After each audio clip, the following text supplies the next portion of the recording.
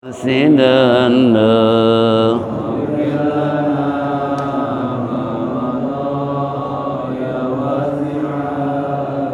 لله من منكذ الإنسان من سكر خير البليات من عرب ومن أجم يا رب بالمصطفى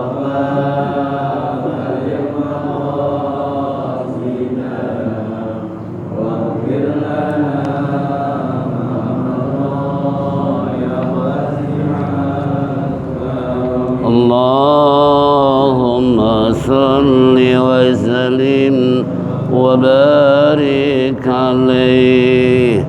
Ma'asyiral muslimin wa zumratal mu'minin rahimakumullah. Minggu yang lalu kita telah menyimak apa yang terkandung dalam tafsir Jalalain, kembali Mukhtarul Hadis, melanjutkan bahasan di dalam pelajaran yang ke-50. 49. Apa? Bil haji istiqomah ala taati, hadis yang ke 49. Oh, di sini beda ini. Ini yang ke-50 saya. Qala Allah Ta'ala innal ladzina qalu itu Rabb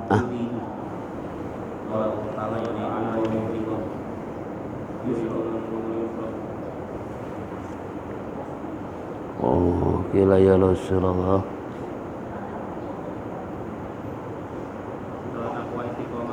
Iya. Oh, di saya tim 51 ini. Ad-darsul hadi wal khamsuna fil iktisadi fi ta'ati li alla tamallan nafsu. Itu. Qala Allah Ta'ala yuridullahu bikumul yusra wa la yuridu bikumul usra. Baiklah, ini pelajaran yang ke-51, berarti lain ini ya. Sini 49, saya 51. Yaitu masalah sederhana di dalam taat agar tamalan nafsallati, yaitu cenderung atau supaya tidak jenuh. Ini berdasarkan qala Allah Ta'ala yuridullah bikumul yusra wa la yuridu bikumul usra. Jadi kalau baca usr, jangan us saja tapi usr ya. Allah telah berfirman, yuridullah bikumul yusra wa la yuridu bikumul usr. Allah menginginkan, menghendaki kepada kamu semua hal-hal yang mudah. Allah tidak menginginkan kepada kalian hal yang sulit. Jadi berdasarkan ayat ini, bahwa Allah tidak ingin membebani hambanya kapan di mana saja mereka, apapun keadaan mereka. Sebetulnya kembali lagi berdasarkan ayat ini, Allah tidak menginginkan kesulitan, maunya Allah memberikan kemudahan.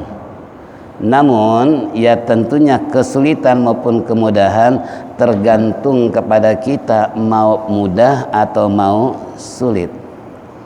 Ya, kenapa? Walaupun hakikatnya Allah memberikan kemudahan. Untuk apa? Agar hambanya selalu dan selalu istiqomah dalam ibadah, semangat dalam ibadah, selamat berjuang di jalan Allah. Itu tujuannya, bukan semata-mata membebani. Jadi kalau ada orang terbebani dengan masalah ibadah pada Allah, itu bukan tipe orang yang beriman. Contoh umpamanya, ada orang yang pergi haji, katanya kapok pergi haji lagi. Udah uang habis banyak, tenaga terkuras, kurang tidur, segala macam. Nah ini orang yang seperti ini, dia tidak tahu bahwasanya pahala nilai haji dan seterusnya itu sangat menguntungkan kita, bukan untuk Allah maupun Rasulullah. Yang kedua lagi, maksud Allah memberikan kemudahan dalam segala hal, tidak menginginkan kesulitan. Buktinya kita di dalam melaksanakan sholat saja, kalau kita nggak mampu berdiri boleh duduk, nggak bisa berduduk boleh berbaring, dan seterusnya. Ini Allah memberikan kemudahan. Seandainya Allah mempersulit hambanya, nah orang seandainya nggak boleh sholat sambil duduk, gimana kalau yang sakit? Bagaimana yang punya penyakit vertigo dan lain sebagainya? Ini kan bisa membahayakan. Nah makanya Allah permudah.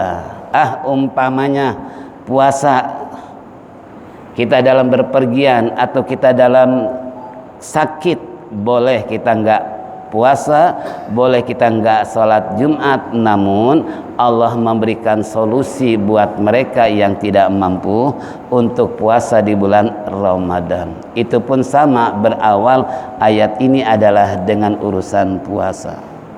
Ya, wa man kana maridon aw ala safarin fa iddatun min ayyamin ukhra. Kata Allah, barang siapa orang yang sakit atau berpergian boleh tidak puasa, tapi ingat bayar di bulan lain. Itu kan memudahkan. Karena orang lagi berpergian, lagi jalan-jalan, puasa kira-kira gimana? Kan lagi happy-happy ya.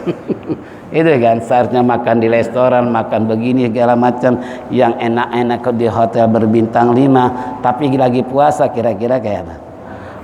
Ini boleh ya. Atau berpergian tadi, ini semua adalah untuk memberikan kemudahan.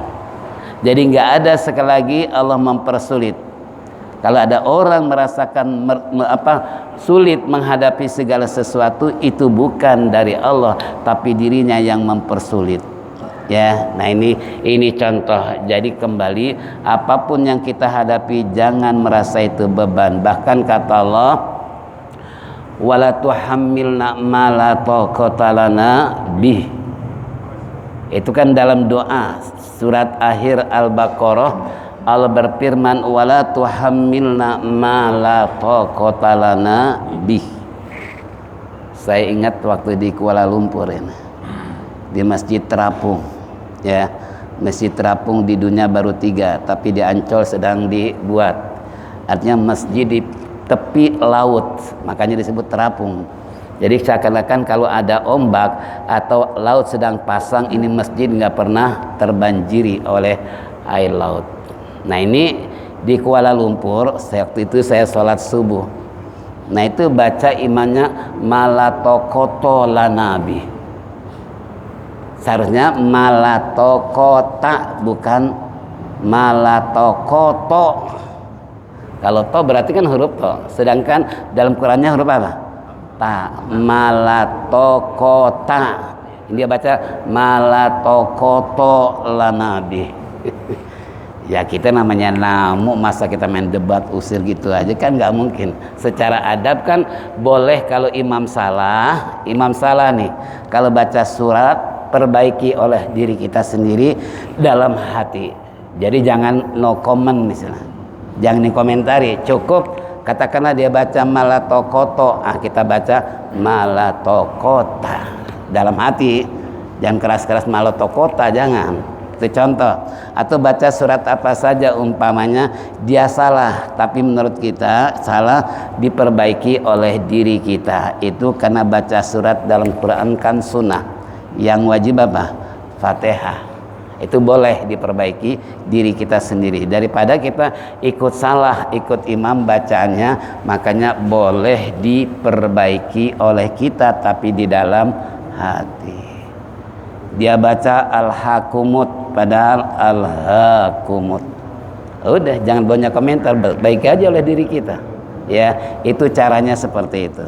Ya, ini termasuk. Jadi kalau firmankan tadi Rabbana wala tuhammilna ma la taqata lana bi, wahai Tuhan kami, jangan kau bebani yang kami tidak sanggup untuk melakukannya. Nah, berarti di sini Allah memberikan satu dispensasi. Allah enggak memaksakan.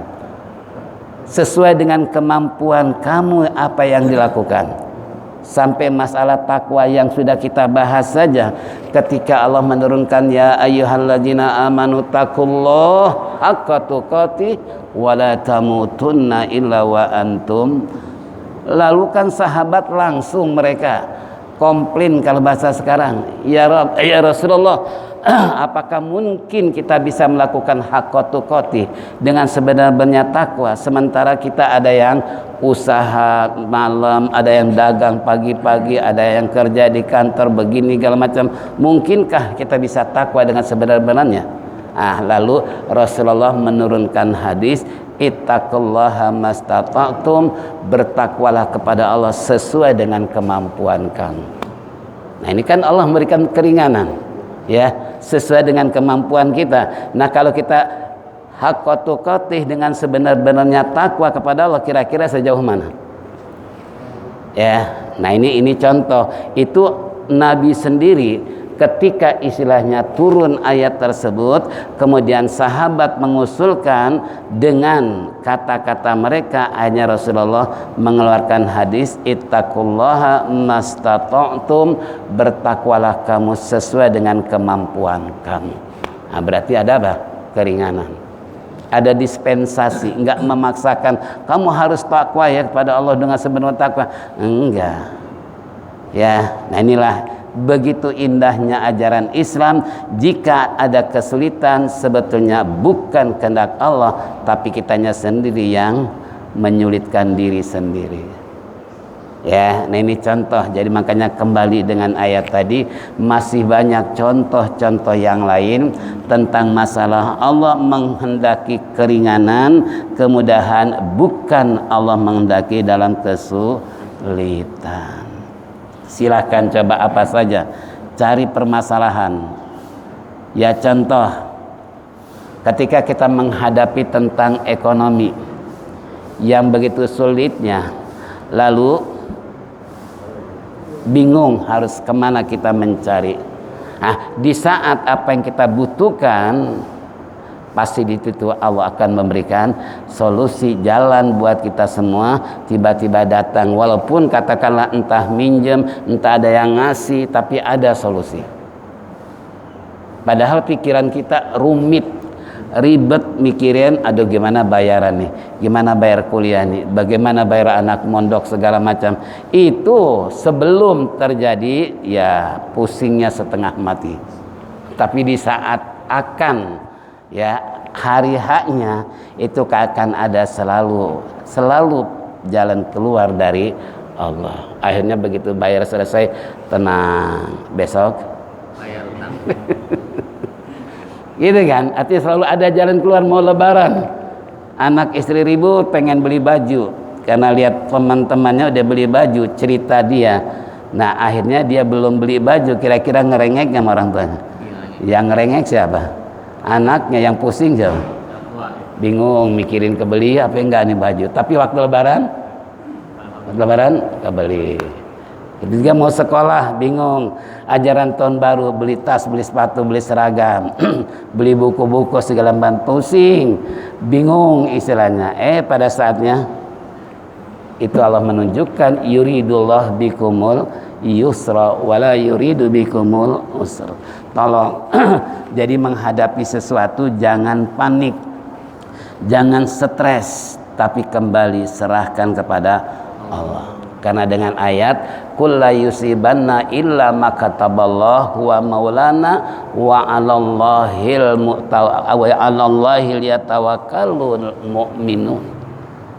Kata Allah, katakan olehmu ya Muhammad, tidak akan mengenakan kepada diri kita apapun musibahnya, apapun penyakitnya, karena semua adalah itu kehendak siapa? Allah. Karena dia huwa maulana, dia kan Tuhan kita, dia Allah kita. Hai orang beriman, serahkan diri kepada Allah. Ya udah, itu kuncinya, serahkan diri kepada Allah. Makanya sering saya katakan, kalau orang sufi sering membaca doa, Allah malatakilni nafsi tarfatain, ya Allah jangan kau serahkan urusan saya sekejap mata pun, jangan, saya serahkan semua kepadamu ya Rabb. Sebab kalau kita yang ngurus sendiri, ya tadi nggak tercapai, stres, tercapai girang, lupa sama Allah. Gitu kan. Tapi wala takilni ila nafsi tarfatain, ku serahkan seluruh urusanku kepadamu, jangan kau serahkan walaupun cuma 1 detik, walaupun sekejap mata. Itu permohonan orang-orang sufi, ya termasuk kita pun kalau baca seperti itu, insya Allah kita akan sadar diri bahwa kita tidak memiliki apapun di hadapan Allah, karena semua punya Allah. Udah selesai ya. Nah ini kembali kepada kita, tolong jika menghadapi sesuatu pasti akan ada jalan keluar. Apalagi kita udah dijelaskan tentang wa may yattaqillaha yaj'al lahu makhraja wa yarzuqhu min haitsu la yahtasib. Siapa orang bertakwa kepada Allah, Allah akan memberikan jalan keluar kesulitan apapun yang dihadapi. Janji Allah bukan? Janji Allah. Janji Allah pasti nggak? Pasti. Cuman keyakinan kita yang itu kan, yang labil, yang nggak yakin dengan janji Allah bahwa siapa yang bertakwa pada Allah, Allah memberikan solusi, jalan keluar apapun yang dihadapinya. Cuman kita terkadang nggak sabar, gampang putus asa, padahal janji Allah pasti ada jalan keluar. Bahkan Allah memberikan rezeki dengan jalan tidak disangka-sangka. Nah ini jadi kembali buat kita semua dengan ayat tersebut bahwa Allah tidak menginginkan kesulitan buat hambanya, apalagi mereka ahlul ibadah, mereka yang rajin istiqomah di dalam ibadah. Ya, ini satu berdasarkan ayat tersebut bahwasanya kembali kepada diri kita masing-masing sejauh mana kita menghayati firman Allah bahwa Allah menginginkan kemudahan bukan kesulitan. Lalu yang kedua, waraha syaikhan ani sayyidati Aisyah radhiyallahu anha anna nabiyya sallallahu alaihi wasallam dakhala 'alaiha wa indaha imra'atun qala man hadhihi qalat hadhi pulana tazkuru min salatiha qala ma alaikum yaitu bima tutikuna fa wallahi la yamallullah hatta tamallu wa kana ahabuddin ilaihi ma dawa masahibuhu alaih yang artinya di mana hadis riwayat Syaikhan yang dimaksud Imam Bukhari dan Muslim ya. Kalau dalam hadis, kalau di dalam ilmu tauhid yang dimaksud Syaikhan yaitu Imam Hasan Al-Asy'ari dan Al-Maturidi.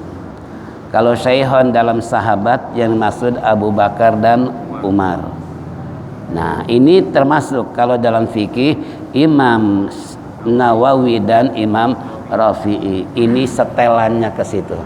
Tinggal lihat siapa yang bicara fikih, tauhid atau sahabat atau hadis. Nah ini makanya di sini rawah Syaikhan yang meriwayatkan dua syekh yaitu Bukhari dan Muslim.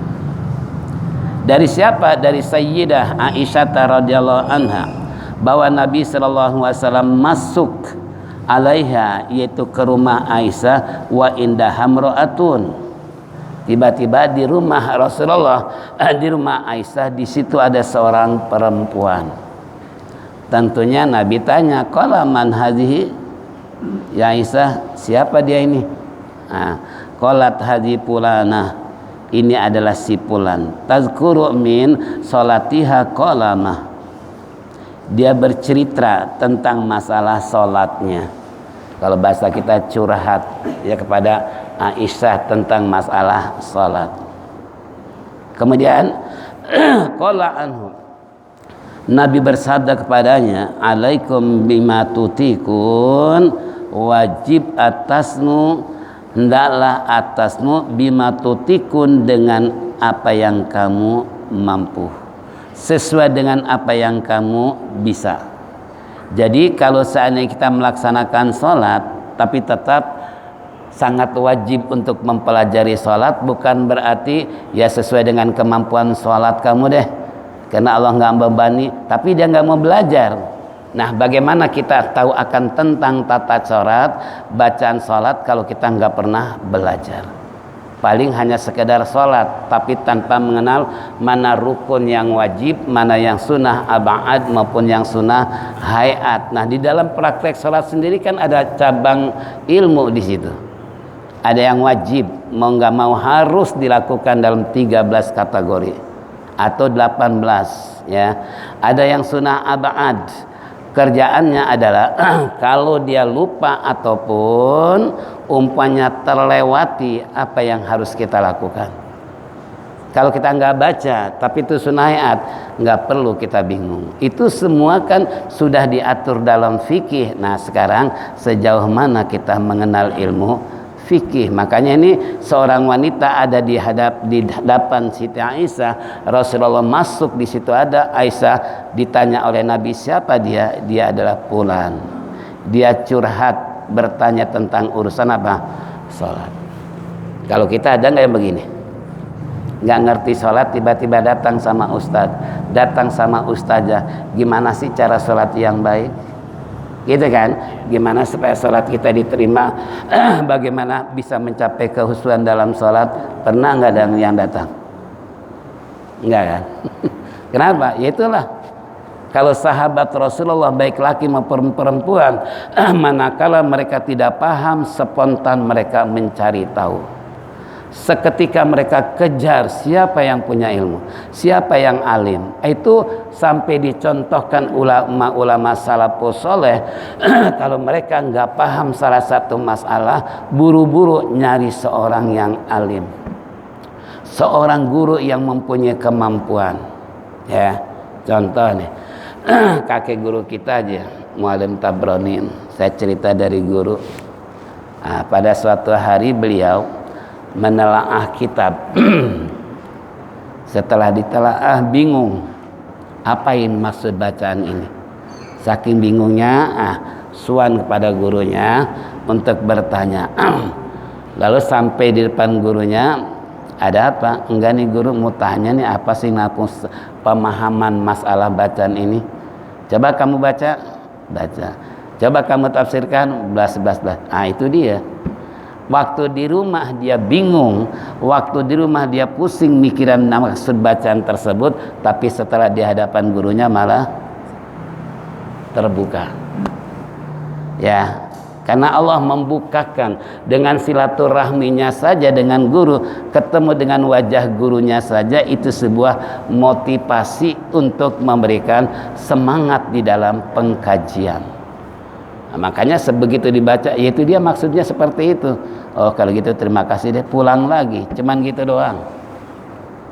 Bahkan kalau kita baca biografi para 100 ulama sepanjang masa, itu termasuk kalau mereka seandainya menemukan hadis yang kurang pas atau masih membingungkan, cari ulama hadis, cari seorang muhadis kebenarannya sampai di mana. Itu mereka walaupun harus mengorbankan harta, mengorbankan duit untuk biaya, yang penting dapat masalah jelas. Kalau kita udah sampai begitu belum? Ini kembali buat kita semua. Pelajaran di kalangan contoh salafus saleh seperti itu. Tinggal kita sejauh mana, apa sih yang kita ketahui dalam urusan salat, dalam urusan apa saja. Ini kagak dalam urusan masalah dunia baru tanya urusan akhirat. Padahal yang penting urusan dunia, urusan akhirat. Seharusnya kan urusan akhirat dulu baru urusan dunia. Ini kagak, urusan dunia dikamat saja, dikejar tuh dukun supaya dagangnya ya, tapi urusan akhirat nggak pernah nyariin ulama. Untuk apa? Untuk curhat, untuk minta penjelasan yang keabsahannya berdasarkan Quran maupun hadis, ijma qiyas atau tapaktilas ulama dan seterusnya. Nih contoh kalau kita ingin merujuk ulama salafus saleh di zaman tempo dulu. Ya, nah sekarang udah transparan nih. Ada Syekh Bugal, tahu Syekh Bugal?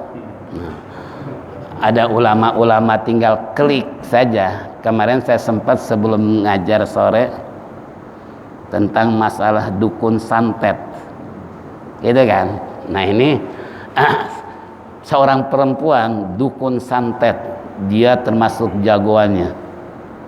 Nah dihadapi dengan orang-orang yang ahlul ibadah, ditantang kalau bahasa kita. Dia datang, coba tukang santet. Nah, kemudian dia ngajak apa? Ngajak kalau bahasa kita ngetes ilmu, ya sejauh mana baca sholawat kamu, sejauh mana kesucian kamu dalam melaksanakan agama.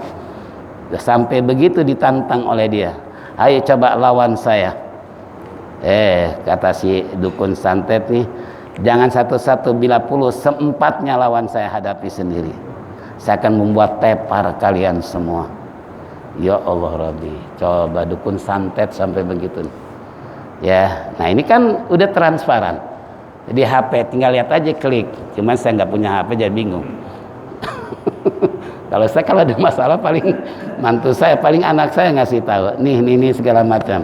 Ya, paling cuman gitu doang. Ternyata yang pertama memang tepar, keluar darah segala. Karena kata dukun santet nih, saya akan keluarkan darah bila perlu kamu enggak bangun lagi. Ya Allah, jadi kayak malaikat Israel, saking sombongnya. Benar tuh, yang pertama dilawan tepar nggak bekuti, keluar darah, muntah darah. Bagian yang kedua, apa yang dia baca? Cuman salawat nariyah. Salawat apa? Nariyah.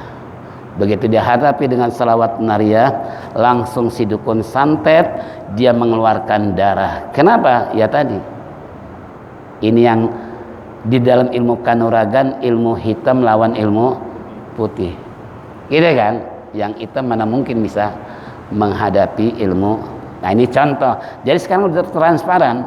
Atau jamaah ingin melihat ceramah siapa saja yang kondang, katakanlah apakah Ahmad Hidayat ataupun siapa, Abdul Somad, itu kan yang mereka ilmunya kayak apa ya. Kalau ditanya apa sih yang nggak bisa jawab, baik Quran maupun hadis luar biasa, ngelotok. Kalau bahasa kata Quran di luar kepala, kalau kita di dalam kagak, di luar gitu kan. Masya Allah, tinggal klik doang sekarang. Yang penting keinginan kita sampai di mana sih. Makanya saya kaget kemarin, saya biasa suka klik siapa, Cak Nur ya. Begitu dengar meninggal, innalillahi, kata saya kena COVID lagi. Ya Allah Rabbi. Tapi untungnya bisa dibawa ke rumah karena seorang ulama, seorang yang kritik pemerintahnya sangat tajam. Gus Nur ya? Bukan Cak Nur. Kalau Cak Nur lain lagi. Udah duluan. Ini Gus Nur. Ya itu. Ya. Sebab waktu dia pemilihan presiden itu sampai dia melakukan apa? Mubahalah 12 Quran di atas kepalanya. Ya Allah, 12 Quran ditumpukin di kepala. Siapa yang jujur, siapa yang, nah itu sampai begitu beliau. Ya Masya Allah. Makanya sering saya, kenapa? Karena bicaranya dia apa? Ya ini contoh. Jadi kembali tinggal klik aja. Sekarang sudah transparan, tinggal kemauan kita. Cuman itu godaannya kalau nonton film, nonton bola berjam-jam kuat. Tapi kalau model gitu 2 menit aja udah apa? Ya Allah, beda kan ya? Beda nggak? Ya jangan jauh-jauh diri kita sendiri deh. Kalau dengerin kayak begitu kayaknya capek banget gitu kan, bosan dan sebagainya. Tapi kalau nonton TV, nonton bola 1 jam, diapain? Sekalipun jam 3 malam, kopi termos disiapin, gitu kan? Karena saking hobinya nonton bola. Bagian kayak model begitu, boro-boro mau klik istilahnya, boro-boro pengen tahu. Udah kita tahu aja nggak apa? Masya Allah. Nih na'udzubillah min dzalik. Nah akhirnya sabda Rasulullah tadi mengatakan pada Siti Aisyah dan perempuan yang ada di rumahnya, alaikum bima tutikun, sesuai dengan kemampuan kamu. Ya, jadi nggak membebani. Sesuai dengan judul tadi, Allah memberikan kemudahan bukan untuk mempersulit. Wallahi la yamalullahu hatta tamullu. Sabda Rasulullah, demi Allah, Allah tidak akan bosan, Allah tidak akan jenuh. Tapi yang jenuh, contoh aja, kita lagi enak-enaknya rajin sholat malam, rajin sholat duha, lalu disenggol sedikit aja, apa yang kita inginkan nggak tercapai, timbul apa? Bosan. Ngambek kalau bahasa kita, gitu kan? Percuma deh mah, kenapa sholat malam juga, apa yang kita inginkan nggak pernah terpenuhi, kan gitu. Ini timbul bosan, besok kagak lagi. Itu kan namanya bosan ya. Untung ngaji nggak ada bosannya ya. Bosan nggak ngaji? Nah kalau ngaji sampai dibosenin juga, astagfirullah, keterlaluan banget gitu kan. Yang hebat lagi makan nggak pernah bosan. Sana kalau bosan makan tuh. Jangan makan nggak pernah bosan, bagian ngaji bosan, ibadah bosan, ya Allah. Padahal kata Rasulullah tadi, wallahi demi Allah, Allah tidak akan bosan, Allah tidak akan jemu, istilahnya apa yang kamu lakukan Allah nggak bosan melihat, memandang, mengabulkan, menjamin segala macam. Allah nggak pernah bosan. Sebab kalau Allah punya sifat kayak manusia bosan, kira-kira menjamin rezeki manusia, Allah bosan. Nah cukup istilahnya apa? Padi nggak tumbuh, pohon-pohonan Allah matikan semua karena Allah bosan ngasih makan. Gitu kan? Allah bosan mengeluarkan air sehingga mata air ditutup semua, nggak ada satupun yang keluar air. Kalau Allah bosan kira-kira tuh, makanya Nabi bilang demi Allah, Allah nggak bakalan bosan. Allah nggak jemu melihat kamu, sekalipun kamu sendiri nanti yang jemu. Nah ini termasuk diri kita sendiri. Kalau melakukan sesuatu terkadang ada bosannya, tapi kalau urusan baik ya. Kalau urusan maksiat ada nggak bosan? Ada bosan nggak? Punya pengalaman nggak? Kalau urusan maksiat, urusan namanya rileks, nggak pernah bosan. Tapi bagian ibadah bosan. Ya, sampai ada kisah nyata, ini bukan di sinetron, bukan ya, tapi kisah nyata bagaimana seorang istilahnya dokter, dia ahli jantung. Coba kayak apa, punya anak cuman 2, laki perempuan, yang satu laki-laki kuliah di UI, begitu mau diwisuda mati. Berapa banyak biaya ya. Anak perempuan kuliah di Bandung, dengar informasi anaknya hamil, kayak apa? Ditimpa lagi musibah, rumahnya kebakaran habis. Begitu habis sholat, istrinya bilang, Pak, mulai hari ini mau kena sejadah kasih tetangga, percuma kita sholat. Gitu kan, anak calon dokter ahli jantung ternyata mati. Perempuan tumpuan harapan masa akan datang membuat malu. Rumah dan perabotan yang serba kebakar habis. Timbul. Coba. Ya, ini kembali. Kita jangan sampai naudzubillah min dalik. Makanya apapun yang kita hadapi, kalau istilah hadis qudsi mengatakan apa di sana, malam yasbir alal bala'i falyatlub rabban siwa'i, siapa yang enggak sabar menghadapi musibah apapun yang terjadi, silakan cari Tuhan selain saya. Bukan berarti Allah bosan. Kalimatnya kan kayak bosan gitu, bosan ngurusin Allah melulu. Ya, enggak pernah merasa terima kasih, enggak pernah bersyukur, enggak pernah mematuhi segala perintah aku. Allah kan enggak pernah begitu. Cuman Allah mengatakan paliyat robban siwahi, kalau kamu nggak sabar menghadapi ujian dari saya, udah cari aja Tuhan selain saya. Silakan. Ya. Nah kalau suruh nyari Allah, kira-kira kemana kita nyari nih? Gitu kan? Nah ini kembali kepada kita semua. Nah ini makanya sabda Rasulullah tadi menyatakan bahwasanya apa yang ada di perempuan di rumah beliau, beliau katakan wallahi lama yalallahu hatta tamallu wa kana ahabudin ilaihi madawama sahibuhu alaih. Dan adalah agama yang paling dicintai yaitu madawama sahibuhu alaihi, melakukan sesuatu yang mudawamah, yang istiqomah. Ini dalam agama yang dicintai oleh Allah, orang melakukan sesuatu dengan rutin, dengan istiqomah, walau qalla, sekalipun cuman sedikit, itu lebih utama daripada berbuat umpamanya apa saja tapi cuman sekali-kali, artinya sistem borongan. Ya, dia ingin mencapai target sesuatu, rajin sholat duha. Udah tercapai? Udah tercapai? Goodbye. Udah tercapai. Salat malam begitu juga, berdoa begitu juga. Target yang dia inginkan tercapai. Akhirnya besoknya. Nah, ini perbuatan agama yang Allah tidak sukai. Makanya pesan Rasulullah tadi, ahabudin, yang paling dicintai dalam agama adalah madawama, yang selalu, yang rutin, yang istiqomah di dalam melakukannya, walaupun qalla, sekalipun cuma sedikit, tapi rutinnya ini. Yang dilihat apa? Kebiasaannya, rutinitasnya, bukan sistem borongannya tadi. Nah, cuman kan kita kembali tadi lebih suka dengan sistem borongan daripada kredit. Gitu kan? Padahal yang bagus apa?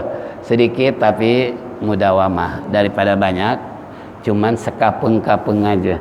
Kadangkala rajin, kadangkala itu agama nggak suka dengan model kayak begitu tuh. Ya, termasuk ngaji, ya. Kadangkala ngaji, kadangkala umpamanya, kan gitu. Ini contoh. Jadi kalau Rasulullah seperti apa yang disabdakannya tadi, tinggal kembali respon kita sejauh mana. Agar benar-benar istilahnya dalam melaksanakan agama, jangan sampai kita bosan, jemu umpamanya, atau nggak peduli, jangan. Sebab kalau kita pikir buat apa sih hidup? Kira-kira ngapain hidup? Kalau ada judul kitabnya Man Antum Liman Antum, siapa sih Anda? Untuk siapa Anda? Coba kira-kira jawabannya gimana? Ini sebuah judulnya apa? Man antum liman antum, siapa kamu? Untuk siapa kamu? Coba kira-kira kalau kita jabarkan gimana? Nah, ini kan suruh koreksi diri, ya, suruh koreksi diri, siapa Anda? Kalau istilah orang-orang sufi bilang, sabda Rasulullah, man arafa nafsahu faqad arafa rabbahu. Siapa yang mengenal dirinya berarti mengenal Allah. Tapi kalau dirinya sendiri nggak kenal, gimana mengenal Allah? Contoh, Allah suruh salat, Allah suruh puasa, Allah suruh zakat, Nabi suruh ngaji, dan lain sebagainya. Kita nggak lakukan, ini terhadap diri kita sendiri kita nggak kenal. Gimana dengan Allah? Itu kan, itu yang maksud man arafa nafsahu faqad arafa rabbahu. Bagaimana dia kenal Allah, dirinya sendiri nggak kenal. Untuk apa dia dijadikan oleh Allah, dia nggak kenal. Coba kalau dia kenal, untuk apa saya jadikan, sesuai dengan ayat dalam Al-Quran, ma khalaqtul jinna wal insa illa liya'budun, tidak kujadikan jin dan manusia melainkan untuk ibadah kepada Allah. Nah, konsekuen dengan ibadah kepada Allah berarti dia kenal dirinya, otomatis kenal sama Allah. Tapi kalau bagaimana kenal Allah, dirinya sendiri nggak kenal, ya, pagi-pagi sibuk dengan urusan dunia, padahal suara azan, orang banyak menuju masjid dengan pakai sarung, pakai kokoh, pakai peci. Kita yang lihat cuek aja. Gimana kenal Allah, dirinya sendiri yang nggak kenal. Ini contoh, na'udzubillah min dzalik. Nah, inilah hadirin jamaah rahimakumullah, tinggal 1 menit isyraq data tiba, karena sekarang jam 5:30 ya isyraqnya. Ya, mudah-mudahan saja Allah panjangkan umur, sehat walafiat, bertemu kembali di hari Sabtu yang akan datang, dan apa yang kita baca dengar bersama dijadikan oleh Allah ilmu yang bermanfaat, sehingga kita bisa istiqomah di dalam ibadah, sehingga kelak kita mati husnul khatimah. Mari kita tutup dengan zikir tauhid. Faliyatafadhal masykur.